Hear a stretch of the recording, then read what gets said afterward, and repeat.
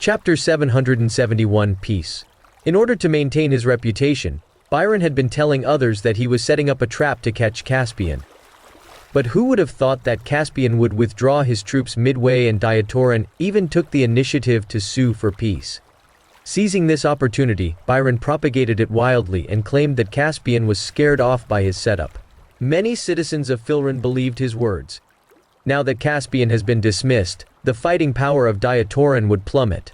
Since they had the strength to deal with Diatoran, why not demand some benefits from them? Many Filrenians agreed to go to war with Diatoran.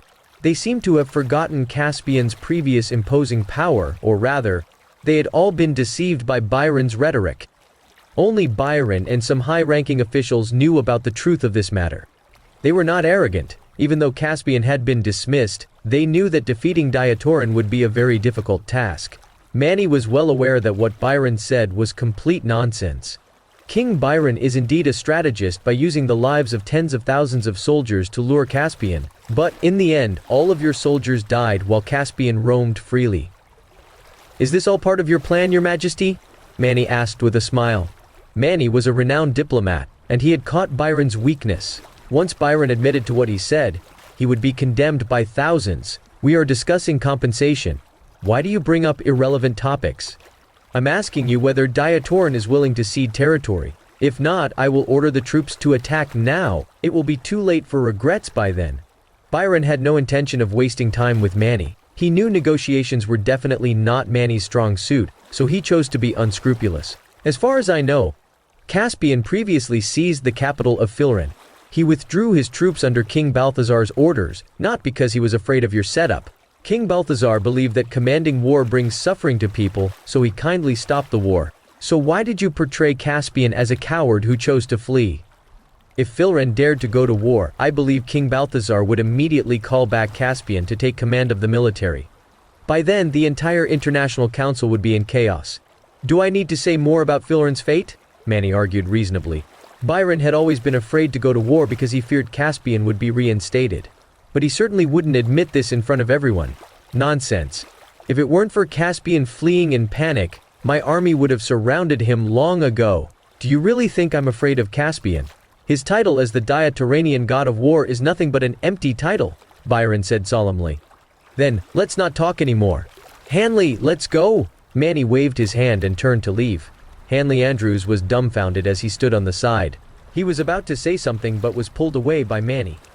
In this negotiation, Manny was the one who called the shots, so Hanley didn't say much. Hanley was Jerry's godson. Jerry instructed him not to let Filren wage war under any circumstances. But who knew that Manny would threaten Filren by declaring war? If Byron declared war against Diatoran, the two of them might become villains in the eyes of Diatoranians. Hanley was extremely uneasy. He didn't want to leave because he wanted to fight a bit more and explain. Just as the two were leaving, they heard Byron saying, "Wait, do you really want to plunge Diatoran into war?" Hearing his words, Manny and Hanley felt relieved. Byron making them stay showed that he too feared going to war. "King Byron, it seems you still don't understand the situation with Diatoran. The people are all united and are advocating for war. King Balthazar chooses to negotiate with you because he doesn't want to see innocent people suffer," Manny said calmly. "Don't waste time. I'll give you 2 days to think about it, and we'll come to a conclusion then." Byron waved his hand impatiently. With that, Manny and Hanley glanced at each other and turned to leave. As Byron watched their departing figures, his face gradually darkened. What Manny said just now hit his sore spot. Byron suddenly slapped his thigh, and his face was grim as he shouted, "Jason!" "Yes, sir." A middle-aged man stepped forward and nodded respectfully. He was the captain of Filren's venomous wolves. "I'll give you 7 days to bring Caspian's head to me. As long as he is killed, we can launch a full-scale attack. By then, we'll take advantage of the situation to take over Diatoran." Byron gritted his teeth. Diatoran had once sent Macy to assassinate Camden, so Byron would use the same tactic on them. Although Caspian no longer held an official position now, he posed a great threat to Filren. They dared not to go to war as long as Caspian was alive. After much consideration, Byron decided to eliminate Caspian first before making further decisions. "Your Majesty, rest assured, I will definitely bring Caspian's head back." Jason smiled confidently. Jason had thought of assassinating Caspian before. However, it was difficult for him to carry out the operation, because Caspian was surrounded by experts back then. Now that Caspian no longer held an official position, Jason was absolutely confident in killing him. Outside the riverside villa, Kate held a box of herbal tea. Every time she met someone, she claimed she and Logan were in-laws. Carl felt like he was going to die of embarrassment. He didn't want to be seen with her as it was all too embarrassing. "Look at you! You can't do anything, but you're insatiable when it comes to eating. I asked you to carry 2 hens, and here you are, panting. Just like that, useless." Kate was about to curse Carl and Caspian, but she suddenly remembered that Caspian was no longer what he used to be. He was now the heir of the Massey family. Carl's face was bitter. He felt that bringing these gifts was a bit too pathetic. Caspian walked out of the hall and furrowed his brows when he saw Kate's smiley face. He always felt that she had ill intentions. "Dad, please come in quickly," Caspian said, smiling at Carl. When Kate saw this scene, she couldn't contain her anger. Caspian was ignoring her. However, Kate didn't consider herself an outsider. When she saw Sherry, she rushed over. "Sherry, it's been a few days and I missed you so much," Kate warmly said as she grasped Sherry's hands tightly. "Why did you come all of a sudden? And with gifts at that." "You're too kind," Sherry said with a smile. No matter what Caspian did, she still had to maintain a facade as an elder. "Well, Willow is pregnant now, and I'm afraid she's not getting enough nutrition, so I brought some supplements," Kate said. Her gaze wandered as she spoke. "Dad, why the sudden visit? Is something wrong?" Willow asked once she came out. She knew Kate's personality very well. Chapter 772, Anger. Carl's face flushed, and Kate also felt somewhat embarrassed. She tried to hand over the hen from Carl's hand, but she lost her grip, and the hen started running around on the ground. It took Miranda and Cecilia a great deal of effort to catch it. Caspian furrowed his brows, and Willow felt a bit embarrassed seeing this scene. Both Kate and Sherry were elders. However, they were so different and couldn't be compared with each other. Carl apologized. "Willow, Caspian, the Stewart family hasn't had deals for a long time, and with so many mouths to feed, we're really struggling. Dad, I've saved up some money myself. Use it for now." "I haven't been working for a long time either," Willow said. "What?" "I'm not here to ask you for money. Since the Stewart family is in trouble now, I tried to find work elsewhere, but Mom thought I was disgracing the family and made me resign." Carl quickly shook his head. "Dad, Southlake Corporation isn't rebuilt yet. I can't help you either. Caspian has lost his position too. All we can do is wait and see if the government will provide compensation," Willow said in a low voice. Upon hearing Willow's words, Kate stepped forward and said sarcastically, "When Caspian was the Diatoranian god of war, he didn't help the Stewart family much, right? Now that you're the Massey family's daughter-in-law, Mr. Massey surely can help us even if Caspian can't. The main issue is that many industries in Southlake Corporation are struggling. Unless the reconstruction is complete, it'll be difficult to restore the business," Willow said helplessly. Southlake Corporation had become a ruin, and all its employees had become unemployed. Fortunately, the profits from its subsidiaries supported them, or they wouldn't be able to survive. Mr. Massey holds a high position. There will surely be many projects in the reconstruction of Southlake City. As long as he speaks a word for us, the Stewart family will surely make a lot of profit when we take over the project. If not, we'll give him some dividends. After all, we both share the same surname." Kate was entirely fixated on making money that she didn't realize someone like Logan wouldn't care about a small dividend. "Mom, the reconstruction of Southlake City has nothing to do with Mr. Massey," Willow said, somewhat displeased. She could sense that Caspian was getting irritated, and it would be troublesome if he lost his temper. With Mr. Massey's status, as long as he says the word, who would dare to refuse him? "Your grandma has already said that as long as we take over the project, we can give Mr. Massey 20% of the profits. If there's nothing else, you can leave now," Caspian urged them to leave as he was getting impatient. Kate indeed was only interested in money. She was somewhat jealous that Caspian could be so lucky to be the heir of the Massey family. "I haven't seen Sherry for a long time. I need to have a good chat with her," Kate shamelessly said and shook Sherry's hand. Sherry didn't know what to say, as there wasn't much to talk about between her and Kate. The two of them could only sit on the couch and watch TV. Unexpectedly, the TV was airing news related to Caspian. "The once mighty Lord Caspian has done such a treacherous thing. It's truly heart-wrenching," a male host said angrily. "Who would have thought?" Many young people used to look up to Caspian as a role model, and even as the nation's husband. But with this news, Caspian's image has completely collapsed. Let's look at the latest orders from His Majesty. During Caspian's tenure as the Diatoranian god of war, he disobeyed the king's orders and wounded his biological father. Diatoran will not allow such a disloyal and unrighteous person to lead troops into battle again, the male host said, reading the script in his hand. Is this the first time His Majesty has issued such an order? The female asked in shock. They were also very surprised upon receiving this news. They never expected Caspian to do such despicable things. Then came a video report. On the screen, Logan was lying on the bed, and his butler, Denzel, tearfully recounted Caspian's actions. Seeing Logan bandaged like that, Caspian suddenly felt a sense of relief. He hadn't expected Logan to understand his intentions. What is Logan up to? Caspian didn't injure him. Why did he share this with the media? Sherry retorted. Originally, Sherry's opinion of Logan had changed somewhat, but now that he had disclosed such a matter, he was literally harming Caspian. Kate was stunned to see this. She had hoped that Caspian would reunite with Logan so she could gain some benefits. However, Caspian had actually laid hands on Logan. There was no way Logan would forgive Caspian. Caspian, I never expected you to harm your father. It's truly sinful. You won't abuse Willow, right? Kate had never gotten along with Caspian, but she had been a little polite to him because he was the heir of the Massey family. But now it seemed impossible for Caspian to return to the Massey family. Carl's face darkened, and he shouted sternly, "Can you shut up? Caspian is not as bad as you say." Unexpectedly, his words angered her. What's wrong with me scolding him a bit? He failed to keep his position as the god of war and drove away his powerful father. It's really unfortunate for Willow to marry him. Mom, I'm willing to stay with Caspian forever, regardless of his status, Willow said loudly and clung tightly to Caspian. A family without brains. I don't want to bother with you. Give me back my tea and hen, Kate said unkindly. Since Caspian couldn't return to the Massey family, there was no need for her to continue being polite. Although the herbal tea was about to expire, Kate wasn't the kind of person to give things away for nothing. If she couldn't get any returns, she wouldn't give a penny to others. Everyone witnessed Kate's eccentric personality. Cecilia had heard about Kate before.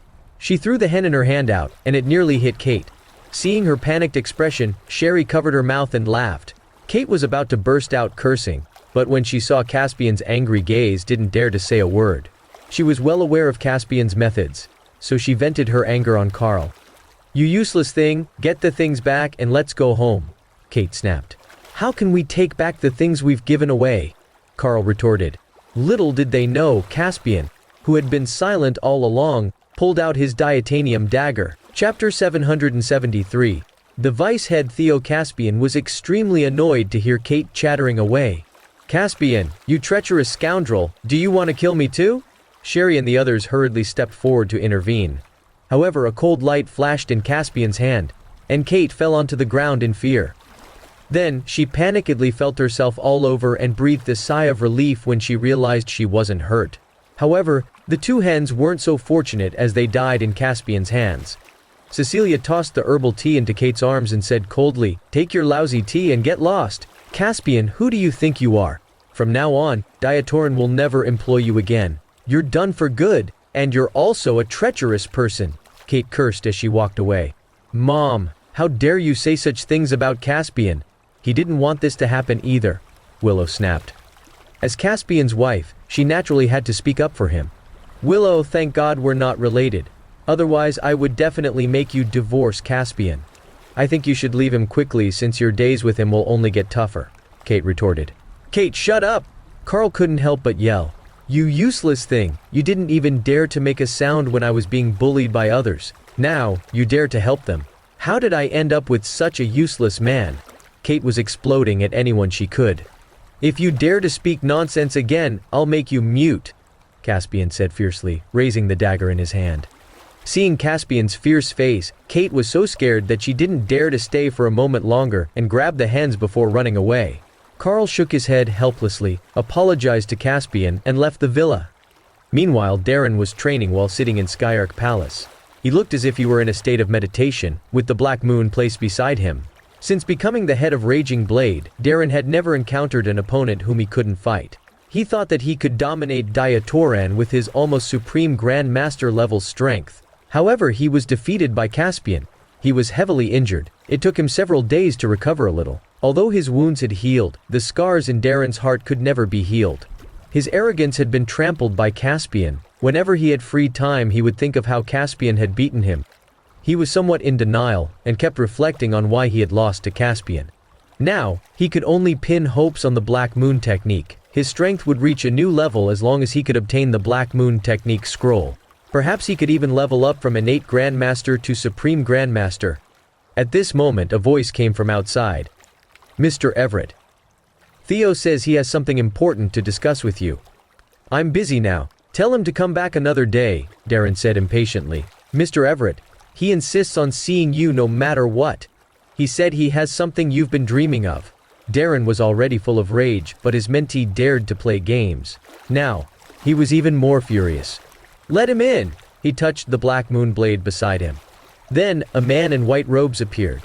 Theo Russell pushed open the door and nodded, saying, "Mr. Everett, I'm here to meet you." Theo was the one who had stolen the scroll. In fact, he was a mentee of Raging Blade. Nobody, including Darren, knew about his trip with Three Poisons Hall to South Lake City. Raging Blade had many disciples, and coupled with Darren's injuries, he had hardly left his room these days, and paid no attention to the affairs in the sect. Darren put his hand on the Black Moon and said indifferently, "You said you have something I've been dreaming of. What is it?" If Theo dared to speak nonsense in front of him, he would murder him in the next second. "Mr. Everett, if I give you this thing, I hope you can promote me to a leader's position." Theo didn't immediately take out the item but instead made a request. A mentee actually dared to negotiate terms with a sect master. This was already unreasonable. Darren looked at Theo with some interest and said, "I hope your item can pique my interest. Otherwise, I will definitely slash you to pieces today." The sudden killing intent made Theo startle. Now, he was a little uneasy. He regretted speaking about his conditions earlier. He knew Darren's character. If someone angered him, they would undoubtedly die. It's this. The Black Moon technique scroll. He had just said half of his words when the scroll in his hand disappeared. Then he saw Darren staring at the scroll in his hand with excitement. "The Black Moon technique scroll! It's really the scroll!" Darren excitedly said as he stood up. Seeing Darren holding the Black Moon and standing up, Theo was so scared that he knelt directly on the ground. "Why are you kneeling? You've helped me find the Black Moon technique scroll, which is a great achievement," Darren said as he lifted Theo up. "Mr. Everett, about what I said just now," Theo whispered. "Ha ha ha. What's so great about being a leader? From now on, you're the vice head of Raging Blade," Darren said excitedly. When Theo heard this, he was utterly dumbfounded. Raging Blade had 2 leaders and 2 protectors. In Theo's eyes, all 4 of them were extremely powerful. Before this, he had suffered humiliation in the sect. So, he wanted to achieve higher ranks as only then would others respect him. Now, Darren unexpectedly gave him such a big benefit and made him the vice head of Raging Blade. Theo was already excited beyond words, but he knew that his strength was simply not worthy of being a vice head. "Mr. Everett, the position of vice head is indeed tempting, but unfortunately, my abilities are limited. I'm afraid others won't accept me," Theo said somewhat helplessly. "Mr. Rios," Darren shouted. Soon, a thin old man walked in. He was the Grand Elder of Raging Blade, currently second only to Darren in strength. "Mr. Everett, what can I do for you?" Austin Rios asked, nodding respectfully. "I'm planning to take Theo as my mentee and appoint him as the vice head of Raging Blade. Whoever dares to object will be dealt with severely.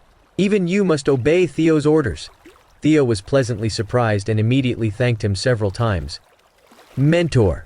Chapter 774. Zoe is a wealthy woman. Austin was deeply loyal to Darren. Although he was somewhat puzzled as to why Darren suddenly appointed Theo as the vice head, he dared not to ask further and could only comply. "Please rest assured, Mr. Everett. I will definitely assist Mr. Russell," Austin said respectfully. "For the next 10 days or so, I will be meditating in seclusion. You and Theo will manage the affairs of Raging Blade. If there are any major issues, we'll discuss them after I come out of seclusion." The bombing in South Lake City previously had caused heavy losses to many industries. Many foreign companies also withdrew their factories there. Now, South Lake City was no longer as prosperous as before. Jerry was very worried that a military coup might happen in South Lake City. Who knew what terrible things might occur if Caspian took advantage of the situation and incited the masses? To minimize the risk, Jerry had to order the allocation of some public funds to rebuild South Lake City. Moreover, these reconstruction projects had to have no relation to Caspian at all. Miranda had been rendering bids in the name of Southlake Corporation. However, the supervisors of those projects didn't take her seriously at all. They even insulted her by saying, "Isn't the CEO of Southlake Corporation Caspian's wife? A scum like him must have a scum wife too." Miranda wanted to argue, but before she could speak, she was kicked out. Such incidents also happened to other Southlake Corporation employees. They were temporarily out of work and planned to go elsewhere to make a living. But when others learned they had worked for Southlake Corporation, their applications were ignored. Upon learning of such incidents, Willow felt very guilty. When Southlake Corporation was still around, these employees took pride in working for the company. But now, after the destruction of the company and Caspian's framing, Southlake Corporation had become a bad name. When Zoe heard Willow's words, she said confidently, "Willow, don't worry. I can guarantee your family won't have to worry about food and clothing." Hearing this, Willow was stunned for a moment and asked, "As a novelist, how much money can you make?" "What do you mean? Are you looking down on me? I've saved quite a bit over the years," Zoe said proudly. "Are you joking? Or do you have a sugar daddy?" "So, you have a lot of spare money?" Willow asked somewhat doubtfully. "I earn this much in a month now." Zoe held up a finger. $10,000? You'd better keep it for yourself." Willow smiled. "Who are you looking down at? Add 2 more zeros to it," Zoe said arrogantly. Upon hearing this, Willow was extremely surprised that Zoe was earning millions of dollars in a month.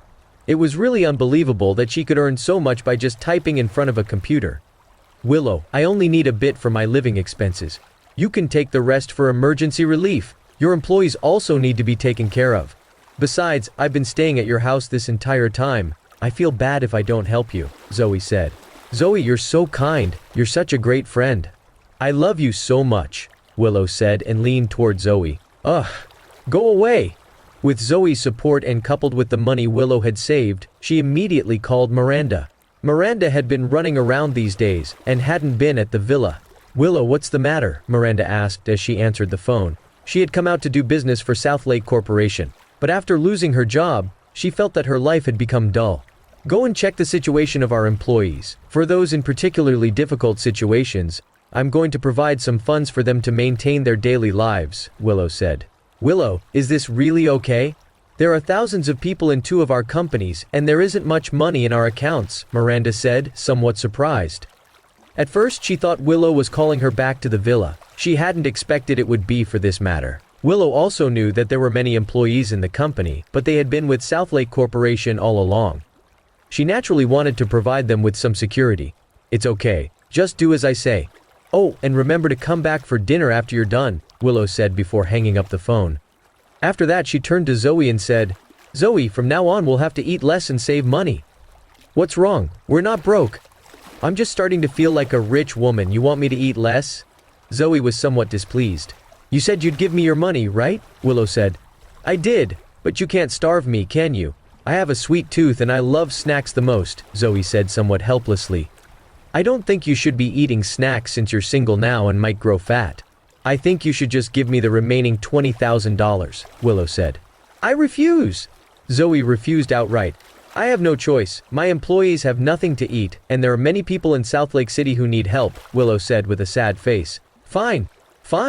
I'm such a compassionate person." Zoe also wanted to relieve some of Willow's worries. That evening, when Caspian saw a table full of vegetables without any meat or protein, he was somewhat surprised and asked Sherry, "Mom, are you vegetarian?" But before Sherry could answer, Zoe spoke up. "Your wife is being a saint. Why don't you just eat quietly and stop talking nonsense?" Willow said as she glanced at Zoe. Seeing Sherry's gloomy expression, Caspian felt that something was amiss. He had been studying the Eldorian scroll fragment these days and had not asked about the situation at home. This table of vegetarian dishes was a bit too shabby. "What's going on?" Caspian asked, looking at Willow. Willow didn't plan to tell Caspian about this, but now that he was asking, she had no choice but to reveal the truth. So she could only tell him about it. After listening to her decision, Caspian felt very relieved. His wife was truly kind-hearted. Although he was no longer the Diatoranian god of war, he still had his golden dragon card. Since the card was given to him by Balthazar privately, Jerry didn't know about it. Otherwise, that old thief would definitely take away the card. The card was uniquely made for Caspian, and the other 4 champions didn't have this privilege. Suddenly, he missed his previous life, but he wasn't in a hurry to relive it. Chapter 775 used the Golden Dragon card. "Honey, I thought it was a big deal. Just tell me how much money you need," Caspian said casually. Willow felt that he was just trying to comfort her. She knew that as the Diatoranian god of war, Caspian had been commanding troops in battle and probably didn't have much spare money. Besides, he never had much care for money as he wasn't the type to exploit his subordinates. "Hubby, I can handle this matter. Don't worry," Willow said confidently. Caspian was already troubled now, and she didn't want to worry him more with her affairs. She felt that a god of war like him shouldn't waste time on such trivial matters. "This is just a simple matter. With just a phone call, I can have my old friend send over some money to settle the South Lake Corporation's employees. It's no big deal," Caspian said casually. "We have to get through this ourselves," Willow said with some guilt. Although it wasn't her fault that South Lake Corporation was in this state, she didn't want to see her employees go without income. This amount of money means nothing to him. Caspian then walked into the bedroom and prepared to make a phone call. Willow was already used to situations like this. After entering the bedroom, Caspian called Miranda. She had never told Willow about the big shot behind South Lake Corporation. "Once you're back, I'll give you a card. You can use it to settle the employees. Take as much money as you need," Caspian said. "Mr. Lynch, could you please specify the amount? Otherwise I won't know," Miranda said, somewhat flustered. To be honest, she was quite curious about how much money was in his card. She wondered if he had a lot of extra money. Besides, he wasn't even the god of war anymore. "Calculate the total salaries of all employees per month, then withdraw enough for 5 months first," Caspian said casually. Upon hearing this, Miranda was startled. This was not a small amount of money, but it seemed insignificant to Caspian. Miranda had never imagined that Caspian had a Golden Dragon card with no credit limit. "After you've withdrawn the money, return the card. Don't check the balance, and don't let others know about this. Just pretend nothing happened when you return to the villa," Caspian instructed. He was worried that Miranda would faint when she saw the balance. The father and son of the Andrews family were extremely excited when they knew that Darren had obtained the Black Moon Technique scroll. So, they made preparations to treat the people from Skyark Palace well. The Andrews family wouldn't have their current status if it weren't for these martial artists. In the Andrews family hall, Kelvin and Zane were toasting and drinking with Darren. Darren was extremely proud, as if he had mastered the Black Moon Technique. Everyone believed that as long as he continued to improve, dealing with Caspian would definitely not be a problem.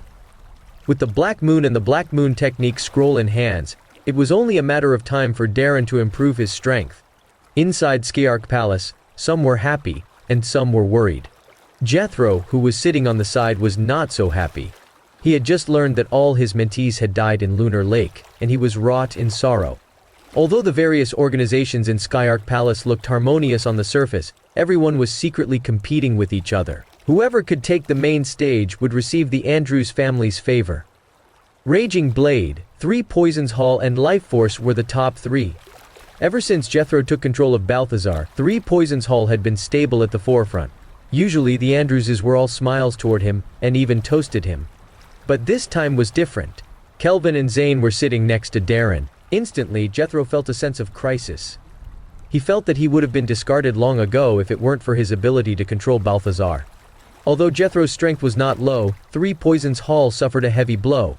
Even his eldest mentee, Harley, died. Their strength was no longer comparable to that of Raging Blade. Moreover, Darren's strength would only grow as he now had the Black Moon Technique scroll. After a few rounds of toasting, Darren waved his hand, and Theo quickly came to his side. Darren patted Theo on the shoulder and said to Kelvin and Zane, "Mr. Kelvin and Mr. Zane, I'm going to seclude myself for some time to meditate. If you have any matters in the future, just find my mentee Theo. From now on, he will be the vice head of Raging Blade. L. Theo Russell, greet Mr. Kelvin and Mr. Zane." Andrew nodded respectfully. He never expected to have such a glorious day. "Mr. Russell, you're too polite. Just follow our order in the future, and you'll be good," said Kelvin. Jethro couldn't help but feel annoyed when he saw Theo. Theo had been lurking in 3 Poisons Hall the entire time. In this operation to South Lake City, all mentees of the sect were wiped out, except for Theo, who survived. What was even more unexpected was that he actually obtained the Black Moon Technique scroll. "The person on the side, please make room. My mentee wanted to sit down and chat with Mr. Kelvin and Mr. Zane." Darren pointed at Jethro disdainfully. Upon hearing this, Jethro's expression darkened. Despite his low status, he couldn't possibly give up his seat to a junior. Besides, Balthazar was still under his control. He was about to get angry, but unexpectedly, Kelvin waved his hand impatiently and said, "I think you've had enough. You can leave if you have nothing to do." Kelvin's words left Jethro feeling cold-hearted. He was burning with anger inside. Under everyone's gaze, he left like a beaten dog. Jethro regretted it deeply now. He shouldn't have told Jerry about the method of controlling Balthazar. Now, he had lost his value. Fortunately, he had left a back door. That spell could only be executed by him. These days, Caspian and Tom had been practicing martial arts continuously. There were dangers lurking around the villa now. No one knew if there would be another assassination attempt. All Caspian could do now was wait for an opportunity. Although Jerry could control Balthazar, he already grew somewhat arrogant. However, he still considered Caspian a threat. The Andrews family didn't dare to be careless unless Caspian was killed. Jerry hadn't made a move recently because he hadn't figured out a good way to deal with Caspian yet. He was now waiting for Darren to learn the Black Moon technique. When that happened, his chances of defeating Caspian would be even greater. He had thought about launching missiles to blow up Riverside Villa, which would ensure Caspian's death. But launching missiles would definitely have harmed the innocent. By then, he would surely be hated by all. Chapter 776 Method to break the spell. At Riverside Villa, Miranda, who was having dinner, received a call that said a mysterious person had transferred $10 billion to the company. Willow was ecstatic and kissed Caspian as she couldn't contain her excitement. This made Caspian feel somewhat uncomfortable, especially since the elders were present. Sherry had been eating, but her heart was blooming with joy. "Hey, we're having dinner! Can you stop being so lovey-dovey? If you don't stop, I'll lodge a complaint against you," Zoe complained. Of course, she was just teasing Willow. Seeing how well the couple's relationship was, she was genuinely happy for Willow. Willow had gotten a bit excited earlier and hadn't noticed that her behavior was a bit over the top. She was embarrassed after being called out by Zoe. With 10 billion, all the employees will be secure. Willow couldn't contain her excitement. All of this was arranged by Caspian, so he actually felt nothing. But to go along with Willow, he pretended to be surprised.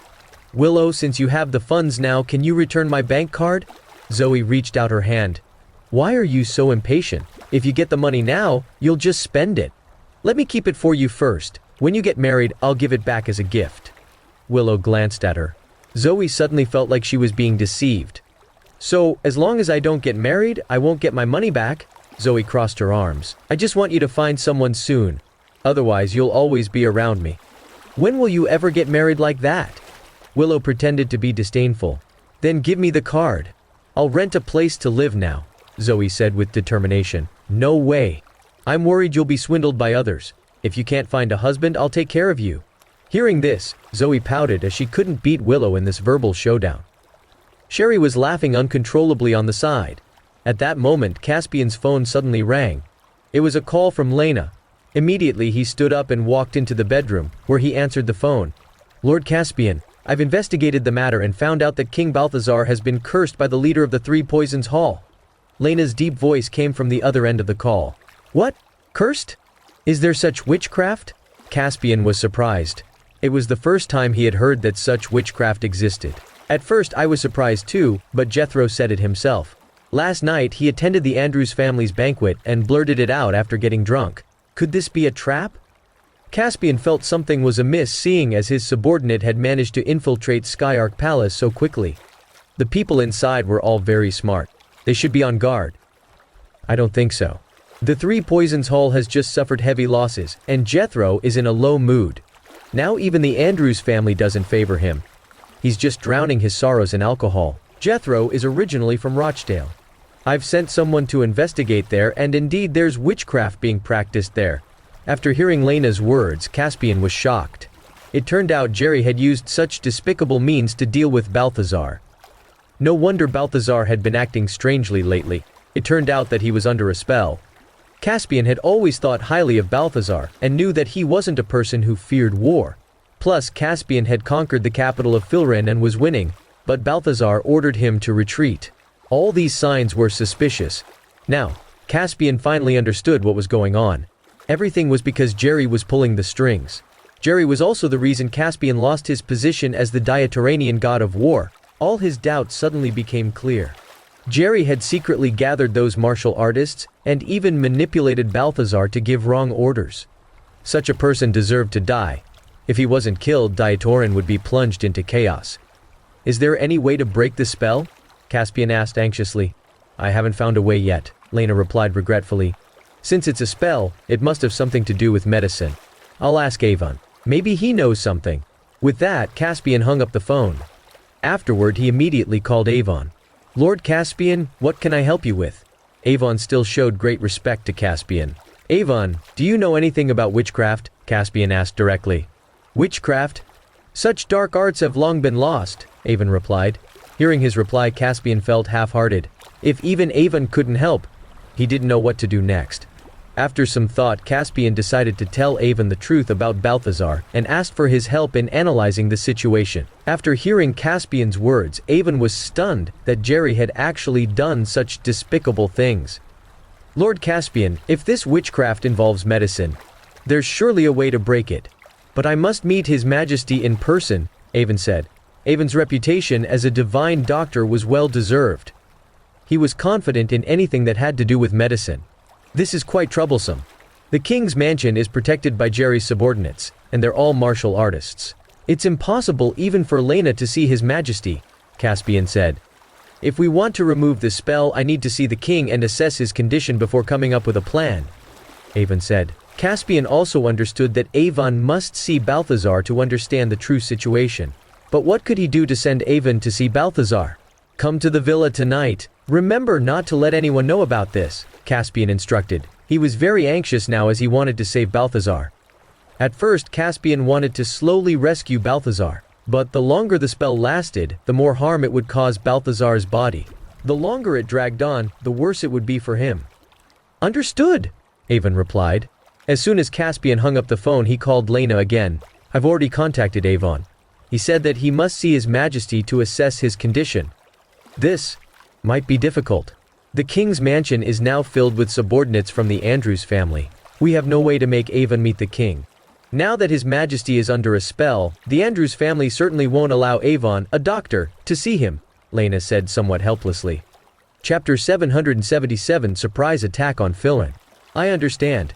I'll go right away. We've intercepted confidential information from Filren. It seems like they're planning something secretive," Lena replied. "What's Filren doing this time?" Caspian asked.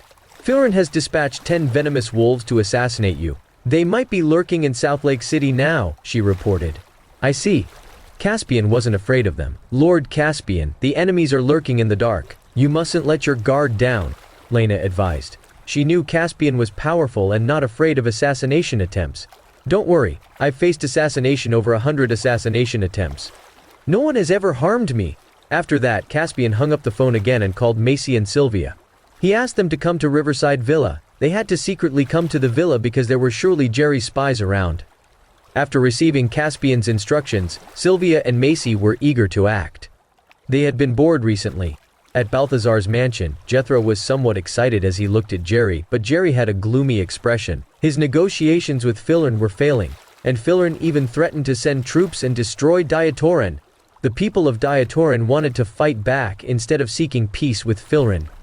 "Mr. Andrews, rest assured that my subordinates are all powerful martial artists. This mission will definitely succeed," Jethro said confidently.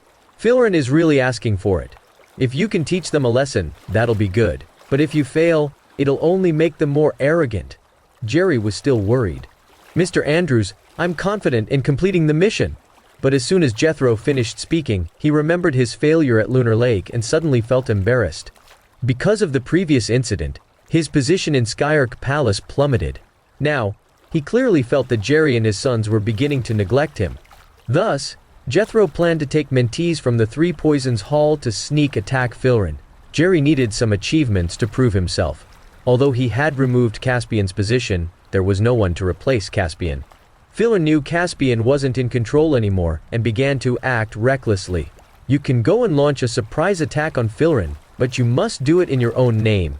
If you fail, you must kill yourself as redemption," Jerry said with a nonchalant expression. Jethro's expression changed slightly as he didn't doubt Jerry's words at all. "Mr. Andrews, rest assured. We'll definitely enter Filren's capital and capture Byron. Tears poured down Willow's face as she looked at the thank you letters from the employees of Southlake Corporation. These employees expressed their gratitude by stating that they would follow Willow to wherever she was. Once the reconstruction of the company was completed, they would return to work immediately. Willow also wanted to rebuild the company, but there were many things that needed to be solved.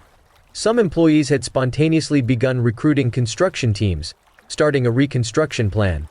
Willow, this is the contract. As long as you sign it, we'll start rebuilding Southlake Corporation immediately. Miranda took out the pen and said, "We can rebuild the company, but we can't let these employees pay for it.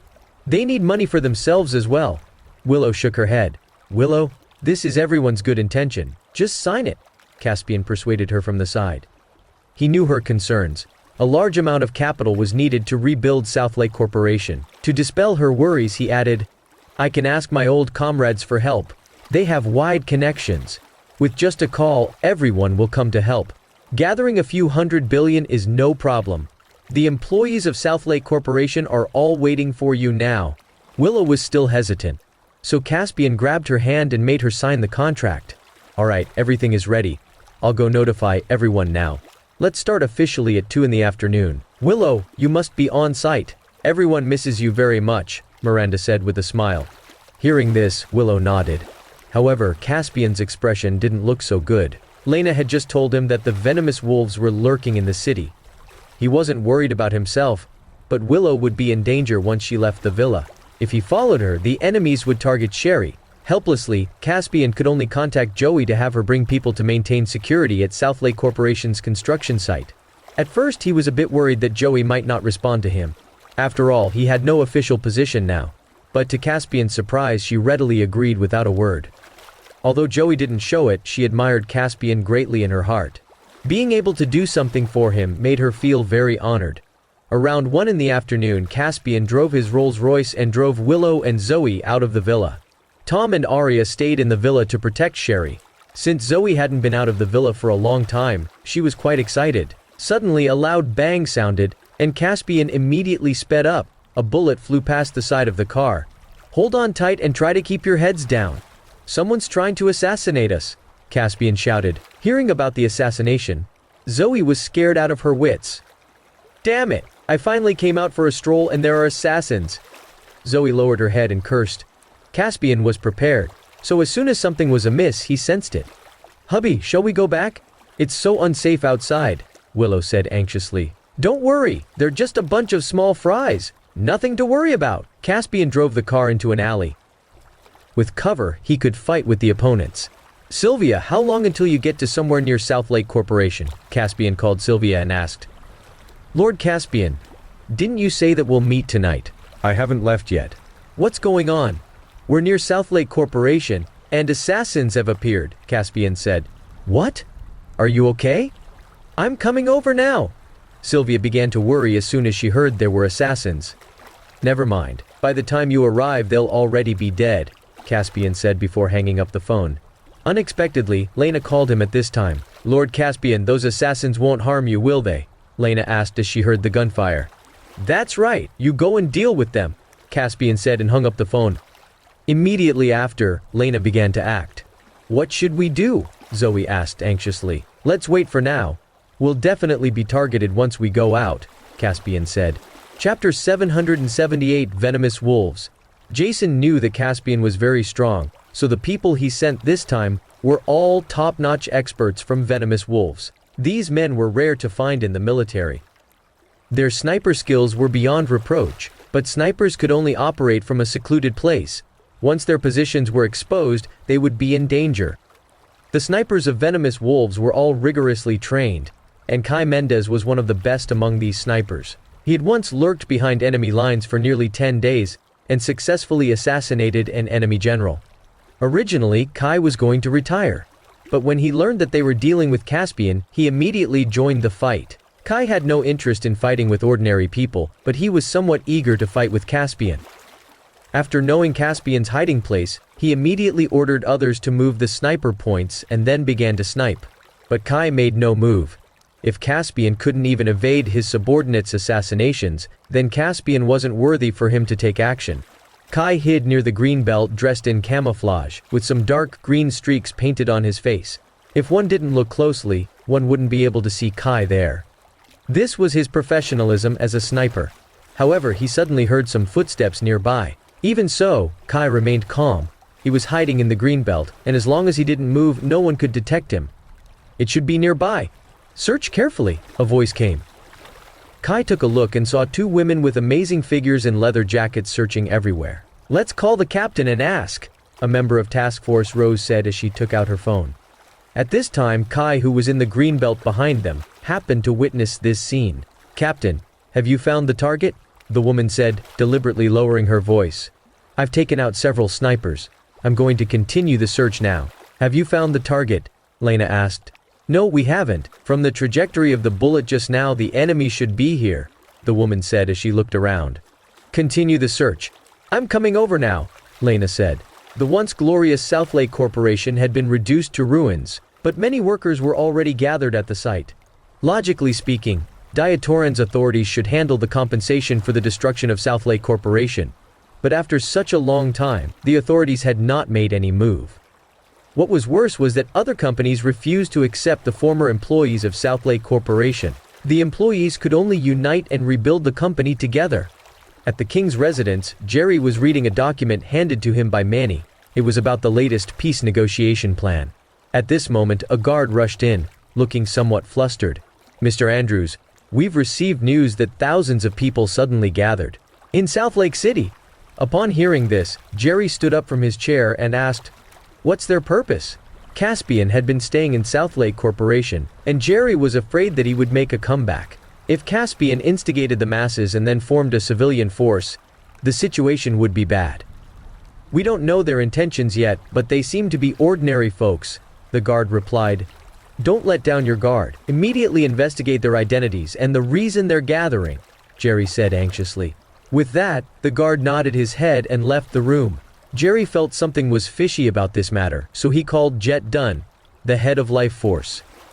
Life Force's position in Skyark Palace had always been neither high nor low, ranking third. They were not as good as Raging Blade and the Three Poisons Hall. With the Three Poisons Hall suffering heavy losses recently, Jet saw some hope. Perhaps he could use this opportunity to elevate the status of Life Force.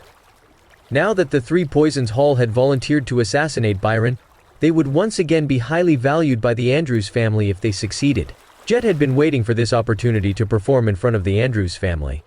Only then would they value him. Seeing Jerry's call, Jet immediately answered and said excitedly, Mr. Andrews, what can I do for you? Mr. Dunn, thousands of people have gathered in Southlake City. I suspect it's Caspian's doing. Immediately bring your men over and check the situation. If there's anything unusual, delay them and I'll send troops over, Jerry said. Although Jet wanted to serve the Andrews family, he wasn't a fool. He didn't want to risk his subordinates' lives. If all his subordinates were killed, the Andrews family wouldn't favor him even if he accomplished a great success. If Caspian had really gathered thousands of people, it would be like going over there to die with Life Force's less than 1,000 members. After waiting for a moment without an answer, Jerry asked coldly, What? Are you afraid? No, how could I be afraid? Caspian is now just an ordinary person. I'm just worried that my subordinates will go on a killing spree and things will go out of control. Jet casually found an excuse. He wasn't worried that his subordinates would go on a killing spree. After all, he was merciless himself when it came to killing. Jerry also knew that Jet was deliberately giving excuses, so he coldly said, What do you mean by killing spree? You're protecting the safety of Diatoran. If you see the slightest problem with them, you must act. After hearing this, Jet didn't dare to say more. If he angered Jerry, his future would be bleak. Now that Darren had become Jerry's favorite, Jerry might expel Life Force from Skyark Palace if Jet didn't perform well. Don't worry, Mr. Andrews. I'll take my subordinates to Southlake City now. If something is amiss with Caspian, I'll kill him, Jet said confidently. Whether he succeeded or not, he had to boast first. Jerry was a little distrustful of Jet as he felt that Jet was unreliable. Thus, he prepared to arrange more manpower. At this time, the guard from earlier rushed in. Mr. Andrews, I've found out the truth, the guard said excitedly. What is it? Jerry asked. He wanted to hear about Caspian.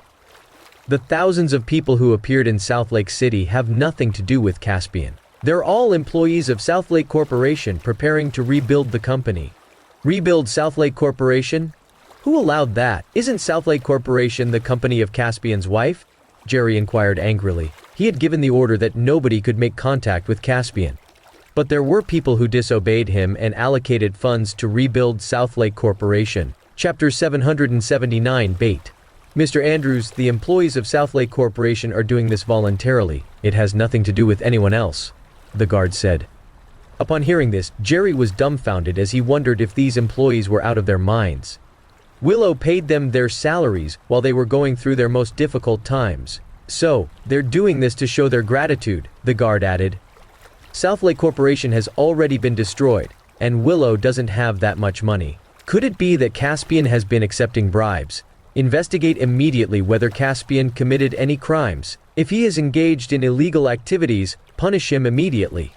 At the mention of this, Jerry became a little excited. He'd been worrying about how to deal with Caspian, and this seemed like a good opportunity. If Caspian had indeed embezzled, as long as the amount was large enough, he could definitely be sentenced to death. Compared to assassinating Caspian, Jerry preferred this method. If he could ruin Caspian's reputation for eternity, Jerry would be the happiest person alive.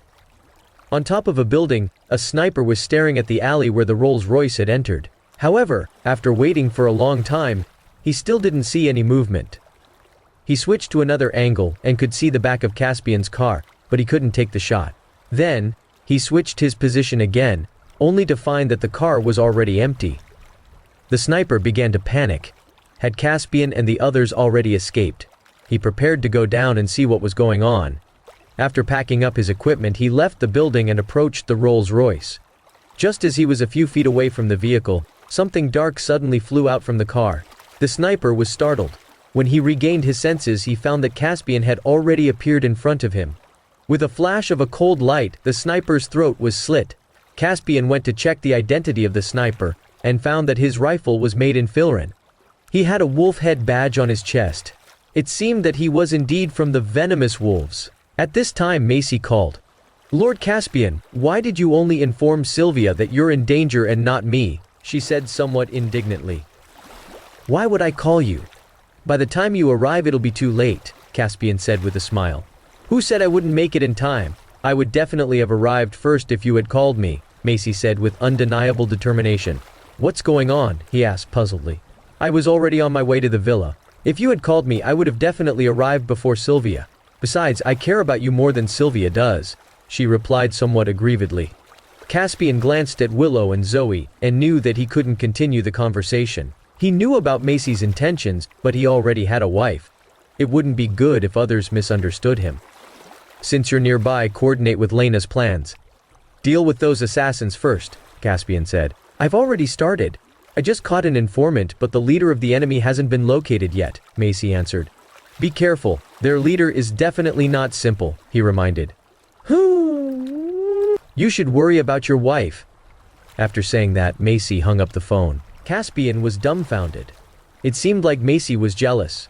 Lena also arrived near the Greenbelt. She had been checking the surroundings but hadn't found anyone. "Captain, we've searched the area and there's no one here," a team member said. They had also conducted several raids and didn't think there would be any problems. "Are you sure the intelligence is accurate, or have they moved?" Lena frowned. She felt that it was possible that the informant was deliberately deceiving her. The search was now stuck as only the leader of the enemy was left to be found. "Lord Caspian, we've searched the nearby area, but we haven't found any trace of the enemy," Lena reported to Caspian over the phone. The information they received was that there were 10 people on the enemy's side. Now, 9 had been killed, leaving only 1. Could this person have blended into the employees of Southlake Corporation? Lena suddenly thought of this possibility. "Turn on the loudspeaker now. Maybe he's hiding nearby," Caspian whispered. When Lena heard this, she felt that Caspian was underestimating her. They had searched the whole area, so how could the enemy possibly be here? Nevertheless, she followed his instructions and turned on the loudspeaker. "Retreat now. The enemy's leader should be lurking around you. I've already ordered a rocket launcher to bombard the area later." Caspian purposely raised his voice. Hearing Caspian's words, Macy, who had rushed over, immediately understood his intention. He was purposely intimidating the enemy, and wanted them to expose themselves. Macy came to Lena's side and whispered in her ear, "Lord Caspian wants us to pretend to retreat. The enemy will definitely show himself later." After hearing Macy's words, Lena suddenly realized Caspian's intention. She waved her hand to her subordinates and said, "Retreat now! Rockets will bomb this area later." The two subordinates believed it and immediately left the area. Macy and Lena also left the area and hid in a patch of tall grass to observe the situation. But after a few minutes, there was still no movement. Kai wasn't frightened by this. He knew that Caspian no longer held any official position to mobilize rocket launchers. He was betting on his life right now. Kai's goal was to successfully assassinate Caspian. He wasn't interested in dealing with Macy and the others. He wouldn't reveal his location so easily. After waiting for so long without any movement, Caspian knew that this leader was extraordinary. Now, there was only one way. He had to show himself and lure out this hidden person. However, Willow and Zoe were also in the car. Caspian could protect himself, but he couldn't spare a thought for others. After a moment, he made up his mind and drove the Rolls-Royce out of the alley. Macy and the others had been lurking nearby all the time, watching every move around them. As long as Caspian could safely leave the area, it meant that the enemy leader had already left. The Rolls-Royce rushed out of the alley. Just then, the sound of a sniper rifle shooting echoed from the bushes. Macy and Lena didn't hesitate and rushed toward the bushes. But the bullets had already hit the car, and one of the bullets hit the fuel tank directly. In an instant, the entire car burst into flames. Chapter 780 Cut Off an Arm. Seeing this scene, Macy's and Lena's faces turned pale. They were filled with guilt now. If anything happened to Caspian, they had to bear the responsibility. After firing several shots, Kai immediately switched his position and hid in the nearby bushes. Bullets whizzed past him. "Captain, Lord Caspian is safe. He left before the car exploded," a member of Task Force Rose shouted. Upon hearing this, Macy and Lena finally relaxed. But Kai was upset. After waiting for so long, he still hadn't succeeded in the assassination. Everything that happened just now was arranged in advance by Caspian. As he drove the car, he opened the car door in advance. When he heard the gunshot, he immediately jumped out of the car. When the Rolls-Royce exploded, Zoe and Willow were watching from the side. At the moment of the explosion, flames soared into the sky with a great visual impact. Willow's heart broke at the sight. The Rolls-Royce Phantom was not cheap, but now it was destroyed. Of course, compared to Caspian's life, such material possessions were insignificant. At the thought of this, Willow felt much better. When Caspian became the Diatoranian god of war again one day, she could own more than a luxury car, a fighter jet even. At the ruins of Southlake Corporation, hundreds of employees were ready. Miranda stood there, looking somewhat anxious. These employees were waiting for Willow. However, it was almost 2 o'clock, and Willow hadn't arrived yet. Miranda didn't want to wait any longer and was about to order them to release the party poppers. Just then, a roar came. Miranda followed the sound and saw Caspian riding a motorcycle, rushing toward them. Then he made an emergency brake, stopping perfectly in front of everyone. Right at that moment, the firecrackers were lit. The employees of Southlake Corporation began to act. They were going to rebuild the company. Jet and 300 mentees of Life Force were lurking in nearby buildings. Originally, he was very afraid.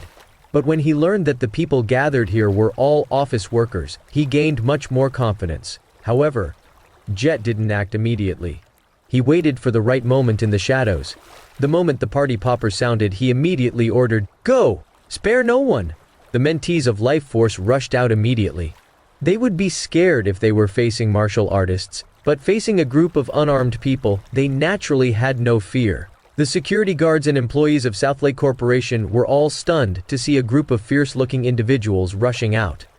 The security guards hadn't noticed that these people were martial artists and thought they were just hooligans. Hence, without hesitation, they rushed out directly to Caspian. Initially thought they were enemies of Southlake Corporation who had come to cause trouble. So, he didn't act immediately. The enemy seemed to have only 200 to 300 people, which wasn't enough to intimidate him. But as these people approached, Caspian sensed something unusual about them. Their vibes were extraordinary. They were all martial artists. Caspian speculated that these people must be from Skyark Palace. He was prepared to teach these people a lesson and make them retreat.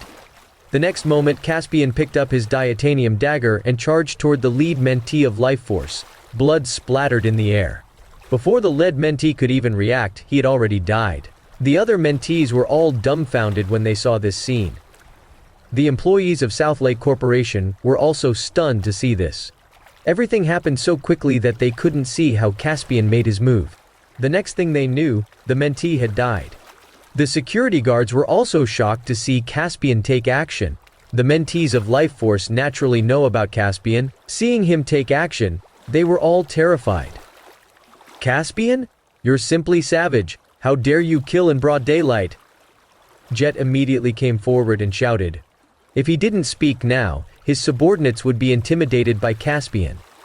Seeing Jet standing up, the mentees gained some confidence. "I did kill him. What can you do about it?" Caspian said arrogantly. "How arrogant? Caspian, I know you have extraordinary strength, but as long as I give the order, this place will be destroyed. Do you think you can save all these ordinary people?" Jet said viciously. Jet was indeed ruthless. If all these martial artists took action, Caspian would not be able to save everyone. Caspian planned to deter the rest by killing the lead mentee, but Jet gave the others the confidence to fight. Caspian could sense from Jet's vibe that he seemed to be an innate grandmaster. If Jet fought with him, the others might be killed by Life Force's mentees. Since Jet was working for Jerry, even if Jet killed people in broad daylight, Jerry would help him cover it up. Asneer formed on Jet's face when he saw Caspian's silence. He knew he had hit Caspian's soft spot. "Caspian, how about this? Let's make a deal. As long as you cut off one of your arms, I'll retreat with my men. What do you think? An arm for these people's lives, isn't it worth it?" Jet said with a smirk. "Lord Caspian, don't be fooled. What if he doesn't keep his word?" a security guard said. "Yeah, Lord Caspian, don't let him deceive you."